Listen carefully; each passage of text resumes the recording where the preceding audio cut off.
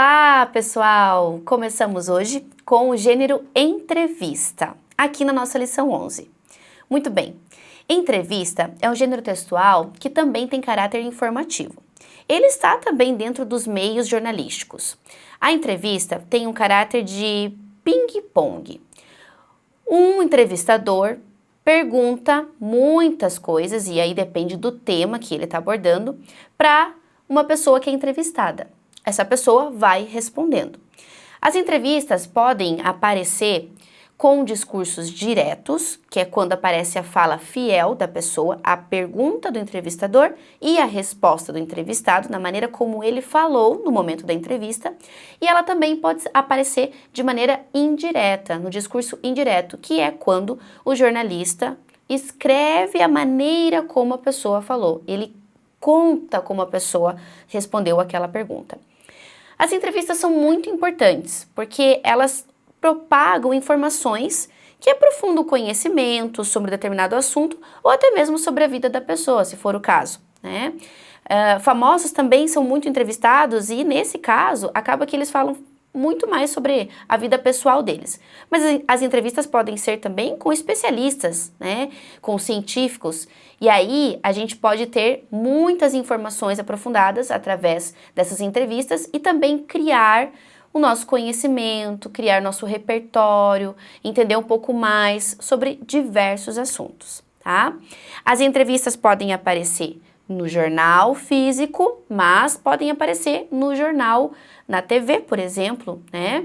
Ou até mesmo no YouTube. Hoje nós temos várias entrevistas por lá em vários canais, né? Através dos vídeos. As entrevistas podem aparecer nas revistas também. Então, os meios de comunicação onde elas aparecem são diversos. Vamos para as características desse gênero? Vamos lá. É estruturado em forma de um diálogo entre dois ou mais interlocutores. Sim, sabemos disso. Precisa de duas pessoas, pelo menos, para fazer a entrevista. Possui finalidade interativa, informativa e opinativa. Eu aproveito e reforço aqui que a pessoa que vai entrevistar precisa ter um roteiro. Ela não pode chegar ali e fazendo perguntas no momento, a não ser que seja uma conversa. Mas ela tem que ter um caminho que ela vai seguir para fazer aquelas perguntas. Talvez, no meio do caminho, ela elabore uma pergunta que não esteja no seu roteiro, de acordo com a resposta do entrevistado. Mas ela precisa ter um caminho, um roteiro para seguir. Pode ser feita pessoalmente, por telefone, por e-mail ou por videochamada, né? E aí vai depender da intenção do entrevistador, né? E a maneira como ele quer fazer. Predomina a norma padrão da língua, porém com traços de linguagem oral, já que é uma conversa entre dois ou mais interlocutores, né? Se for uma entrevista um pouco mais tranquila, uma entrevista um pouco mais informal, por exemplo, como acontece com muitas, assuntos mais fáceis de compreensão, você vai encontrar muito mais uma linguagem fácil de compreensão. Apresenta o discurso direto, que garante o caráter legítimo da informação e dá credibilidade à situação comunicativa, uma vez que se faz a transcrição exata das falas do entrevistado e das emoções, reações, expressões, como risos, pausas, tom e modalização de voz, né?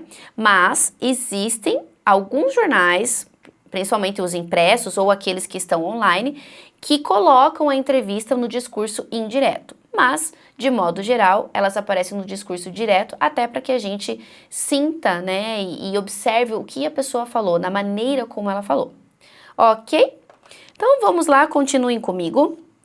Na página 88, nós vamos fazer a leitura de uma entrevista e depois resolver algumas questões. Veja bem, temos aqui Ana Maria Machado. Eu devo minha carreira de escritora aos professores, né? E aí a gente vai fazer a leitura na página 88 para entender um pouco mais sobre isso. Ana Maria Machado, eu devo minha carreira de escritora aos professores. A autora relembra a carreira de 50 anos e fala sobre o papel da literatura na educação. Então aqui a gente tem um título apresentando, né, a temática, quem está sendo entrevistado, depois vem ali um detalhe sobre isso, uma informação a mais, e em seguida vem o texto falando sobre essa entrevista. Sentada no palco do auditório do Fórum da Educação, realizado durante a Bienal do Livro do Rio de Janeiro, Ana Maria Machado relembrou sua carreira de escritora de livros infanto-juvenis. Carreira essa que completa 50 anos em 2019. Foi em 69 que eu, Ruth Rocha, Joel Rufino, Sônia Robato começamos a escrever histórias para a revista Recreio, da editora Abril. A revista foi lançada no ano seguinte e aconteceu uma coisa maravilhosa. Eu gostei de ser escritora e os leitores gostaram do que eu escrevia.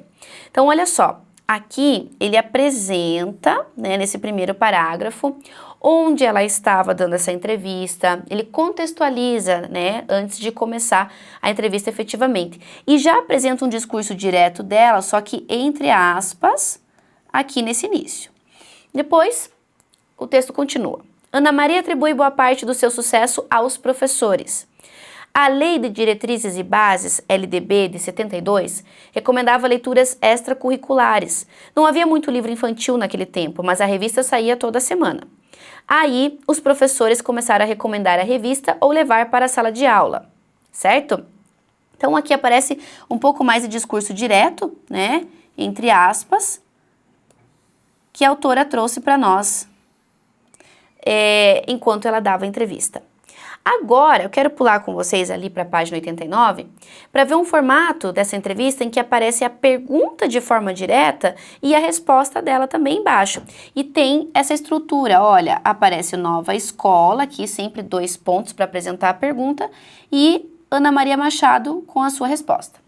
Então, a nova escola diz assim: você acha que em 2019, concorrendo com a internet, celular, aplicativos, ainda há espaço para o livro na vida das crianças e dos adolescentes? E ela responde: sim, sem dúvida. Antes o livro concorria com quintal, subir em árvore, tomar banho de rio, jogar bola, brincar com os amigos. Hoje, com a tecnologia, cada coisa tem sua hora, inclusive o livro. Sou de uma família grande, tenho 3 filhos, 2 netos, 20 sobrinhos, 19 sobrinhos netos das mais variadas idades.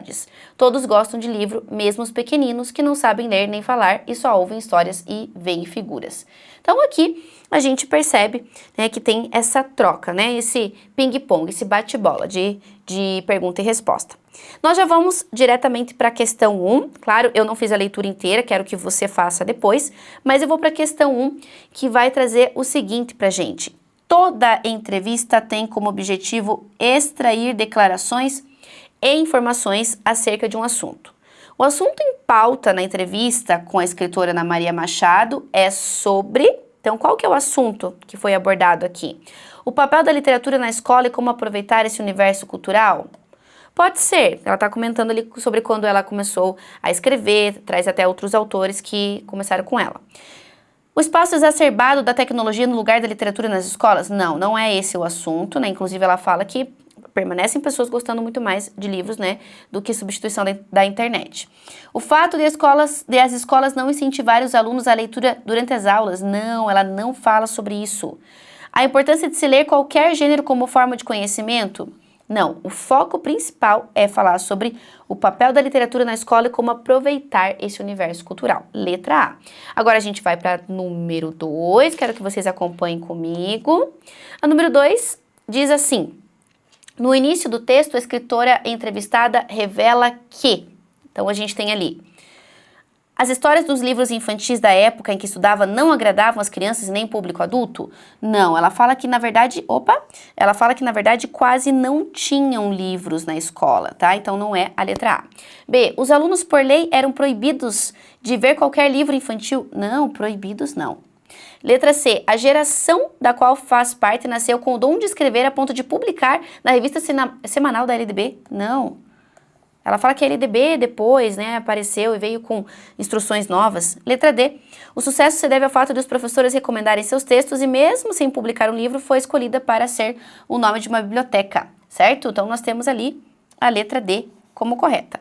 Agora, a questão 3 e última, que você vai fazer ali comigo, diz assim: sobre o gênero textual entrevista, assinale a alternativa correta. Ele diz assim: A.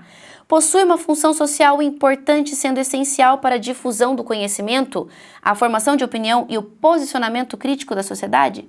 Sim, muito bem. a gente vai marcar a letra A, né? Porque essa aqui é a mais completa, já que a letra B fala que predomina discurso indireto, não é isso, tem discurso direto lá dentro. Circula apenas na internet, a letra C não pode ser porque não é só apenas na internet, né? E é um gênero discursivo que exige a presença dos interlocutores, os quais devem estar frente a frente para dar veracidade. Nem sempre, às vezes, a resposta da entrevista é por e-mail, né? Ou até por videochamada. Certo, pessoal? Finalizem todas as outras questões também e nos vemos na próxima lição. Até lá!